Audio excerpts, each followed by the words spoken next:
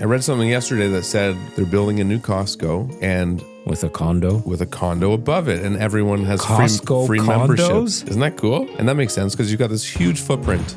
Yeah. And you've got the opportunity to build up. Like that's just, I think that's ingenious. Yeah, except if they're condos, where the hell are they going to have room to store all their... They better come with big storage lockers. Condos are flying out of the sky.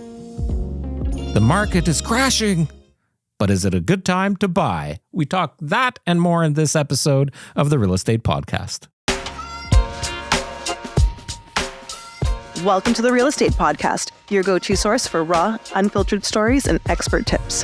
Whether you're a buyer, seller, tenant, landlord, or realtor, join us as we dive into the world of real estate.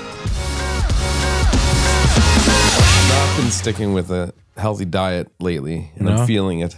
Yeah, by not healthy, what do you mean? Just overconsumption. Overconsumption? Yeah. Give me an example. Well, just eating too much. Right. And giving into cravings where I wouldn't normally. What have you been craving? Lately, Chips? Sweets, which is unusual for me. Sweets? Yeah. What's your go-to sweet?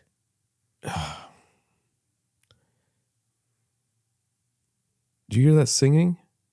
The kids, I've never heard that. Oh, yeah. I've never. Anyways, the audience is not enjoying that silence, but we can hear singing downstairs.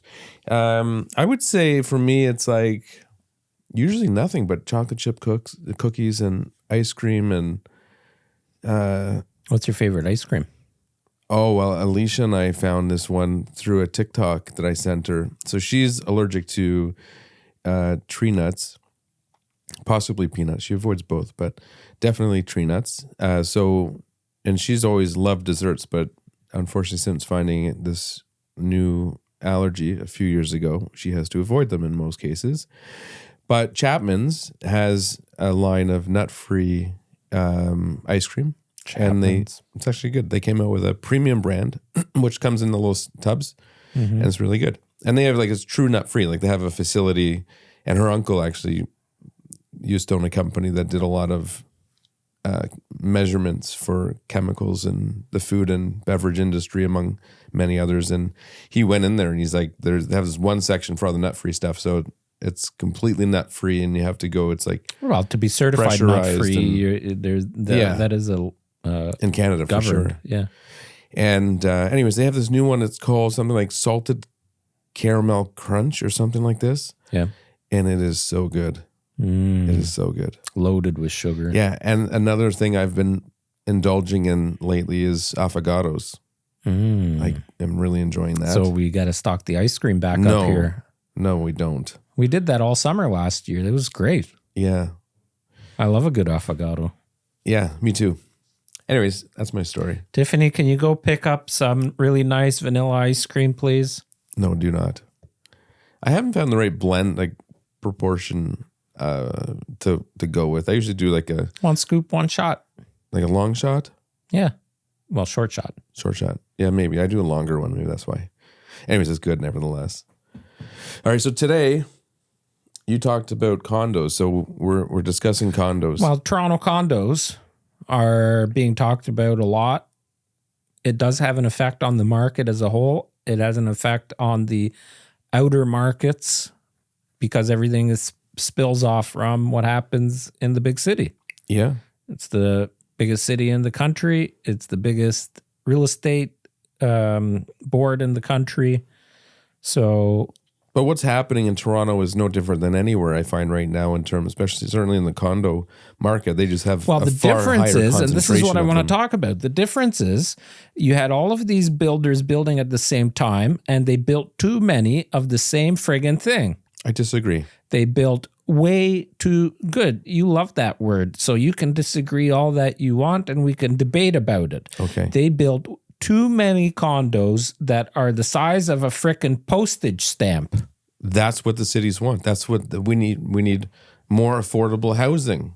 So that's what they're building. And there's the problem But nobody wants it. No, that's not true. Nobody wants to buy, period. Nobody can buy. The whole market's that way. But nobody's renting them either.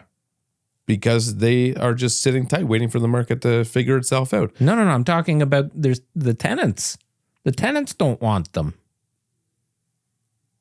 I don't think that's true. because the prices are too high for what they're getting. Well, everybody wants lower prices, so they're holding tight until prices come down. That's the only way to affect affordability. Well, that's what's happening. That's what's out. Exactly. So the government's going to And allow more houses to be built. There are hundreds of projects being canceled. Yeah. Well, to build, a couple developers I know are just sitting on vacant land they don't want to build. Yeah.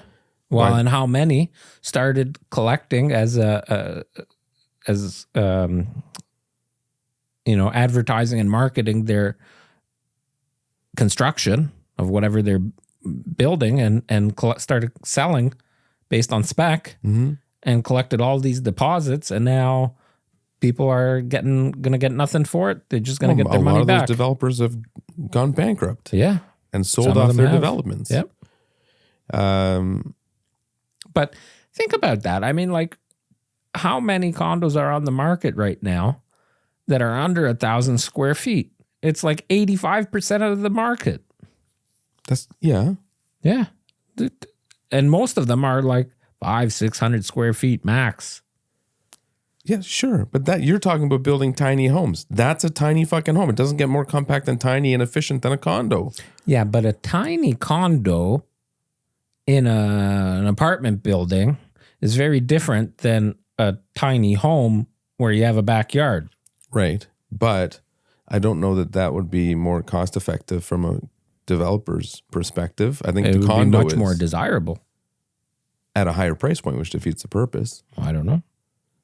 Because the condos are already higher. Like, how much higher can you go before you're already into townhouses? I don't know. I think we're going into, and we can talk about the reason for this lack of demand, but April saw a huge hit to sales. Those 2 consecutive months. But April even worse than March.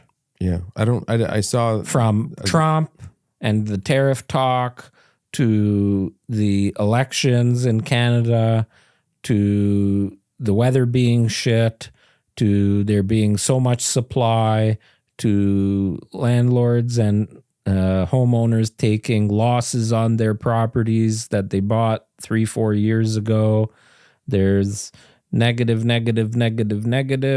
and people are in a holding pattern, and then the stock market crashed or is crashing or took a huge dip, whatever the fuck you want to talk about it. People lost money in the stock market, in their investments. All of this stuff all happening at once. People are getting overwhelmed. There's way too much inventory. Everybody's doing nothing in terms of buying or renting. They're just staying put.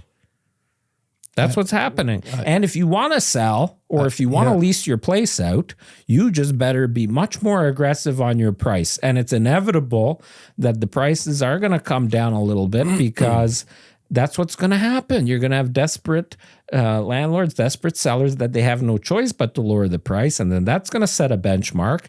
And then you, as the other seller or other landlord, are going to be forced to do that because you got to keep up with the market. So you are almost better off in being ahead of the market over the next, I don't know how long that's going to last. Like in the beginning of, or at the end of last year, we predicted an increase year over year by the end of this year. I don't think that's going to happen now.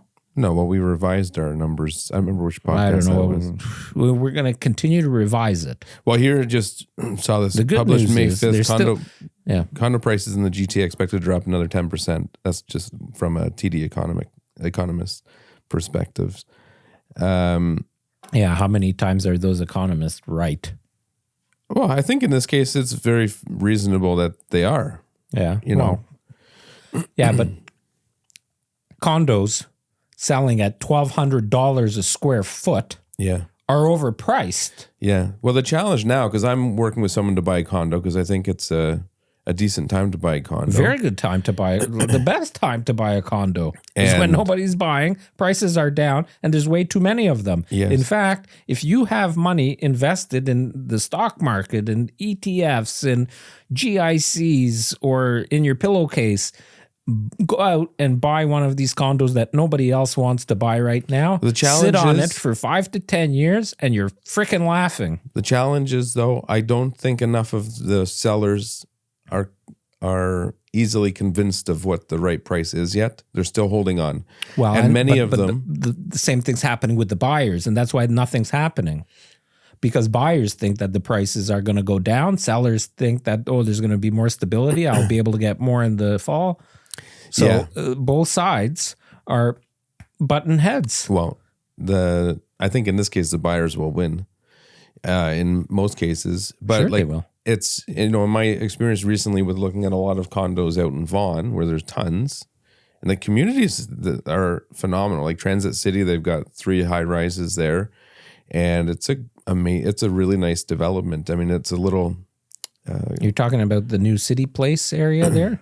Yeah, so they've got the big transit hub with the bus terminal and just a walk down the street to the subway, and they built this huge YMCA with like phenomenal facility, and all the owners have access to that. One owner per unit gets free access to that. I mean, I'm sure it's accounted for in the condo fees somehow, but just a great development. And I think, there's no question that that's the way that things will continue in terms of building communities like that, where people don't need the car necessarily, and most condos there don't even have a parking spot. And I think it's a nice lifestyle. Well, you've seen that in a lot of the nice condos in downtown Toronto too, where they have the grocery store on the main floor. You've got access to the path as well. I read something yesterday. I didn't read it in detail. You never even have to go outside. No, it's great. I read something yesterday that said Costco, I don't remember in which state, they're building a new Costco and with a condo above it, and everyone has Costco free condos? membership. Isn't that cool? I think that makes sense because you've got this huge footprint. Yeah. And you've got the opportunity to build up. Like I think that's ingenious. Yeah, except if they're condos, where the hell are they going to have room to store all their... They better come with big storage lockers. Can you imagine? That's you so buy true. a 500 square foot Costco condo. You can't even fit the toilet and paper. The fucking toilet paper is on your bed because you got nowhere else to put it. That's funny. Oh, man. But I think we'll see more of that. But with regards to buying these places, like there's several that I was looking at. One we put an offer on, and it was below the asking price by a fair bit. But there's there's a couple sales to substantiate it. Like if you look at the sales, it's a reasonable offer. So the seller's expectation is unreasonable. The seller's expectations are too high. Okay, now let's just say, I'm going to throw a random hypothetical at you. Let's say you found a condo in a building that there are no recent comparables. Let's say for the last 4 months, no comparable condo that you could attribute any kind of market value currently for. Let's say that unit is listed for $700,000. How much below asking are you offering on it? Well, first of all, when you're doing valuations, you obviously prefer to stick with the immediate area. In the case of a condo, the same building. And then if there's none, then you expand your search outwards to similar properties. Sure. And in a condo, you often look at the dollar per square foot. So that I want to talk about after too, but I would say I don't have a fixed number. There's so many variables. How long's it been on the market? But this is that's my point. And this is the problem, that most of the offers coming in on condos, they're pulling numbers out of a hat and just throwing a low ball. Yeah, because somebody will So bite. if it's listed for 700, we're going to send you 575. Yeah. You start low. How did you get that number? This is what my client can afford. Yeah. And that's what a lot of it is. Yeah. And some will bite. What did you want to talk about with price per square foot? Oh, just with price per square foot, I feel like there's always needs to be the variable of how is the square foot laid out, right? Like the actual usable. Yeah, like we sold a condo recently in Milton, and it was over 1,100 square feet. But a lot of it was In the hallway. entryway, 150 right? square feet, an entry foyer Easily. and all that. Yeah, and the living room was fairly small. The bedrooms were a decent size, but it would compare to a nicely, efficiently laid out 900 square foot condo. You see, but then somebody like me might debate because I actually like that little separation from the front door. And I like how the one bedroom is off to one side, the other bedroom's off to the other side. The kitchen is kind of central to the living room. I think it's a nice layout. There is some quote unquote wasted space, but I actually like that wasted space. I think it makes it feel. But it's never a direct comparison. Like you can't just take one dollar per square foot and apply it across the board. I mean, obviously there's variables like level, exposure, that sort of stuff too. But I think, and especially in some of the newer two buildings, 5'8" guys don't run at the same speed. No. That's a weird analogy. But now I'm picturing it like, yeah, one might have longer legs and a shorter torso. Right. Yeah. Does longer legs make you run faster? I would say in most cases it gives you an advantage if you know how to use it. But that's what she said. But there's nowadays there's a lot of condos that, you know, they're getting more funky and the layouts are interesting, and like you're saying, the hallways to get to them, like you have a long narrow passageway and then it opens up. So anyways, it's a little off topic, but you know, these are things that go into our valuations when we're submitting an offer. And this agent I was talking to, he was location of a parking space. Yeah. This agent I was talking to, he was all dollar per square foot, and he was quoting $1,000 a square foot was the number that they wanted, and all the sales were between like $750 and $820. So I'm like, here you go, you know, work with me here, but he won't. So we just backed off. Well, there's 800,000 more condos you can look at. Yeah, well, in that building it was a smaller mid-rise building, but there was probably 25 condos, no sales in the last month, 3 in the last 60 days. So do you think, so we often talk about this being a good time. Like every realtor says, oh, now's a good time to buy, or now's a good time for something. Or the best time is yesterday to get into real estate, blah, blah, blah. But right now is really, it seriously is a good time to upgrade. To upgrade, yeah. Yeah. Do you think it's a good time for people that have a smaller condo, like they have a 7, let's say here in Milton, right? Somebody that has a 700-800 square foot unit to upgrade to 1,000 or 1,100 square foot unit or 1,200 square foot unit? Do you think that's worth the jump, or do you think somebody like that should maybe move, unless they like that lifestyle and want to keep that maintenance-free lifestyle? I think now would be a good time for condo owners to upsize to freehold, townhouse or detached or whatever, if they could afford it. Yeah, because I think the condo market will take a lot longer to rebound than that market. So take a little bit of a hit and sell your condo now, but you're buying that townhome for a discount too. Yeah, and at a lower gap. You'll get a better return on it, yeah, if you're looking at it from that perspective. Yeah. Like I was chatting with clients recently who... Yeah, that's a good point. Like, sorry to interrupt, but if the condo market is so saturated and the buyer pool is less, and there's so many in Toronto and even now, you know, other areas, like even Oakville's got a lot of condos now, right? Like, so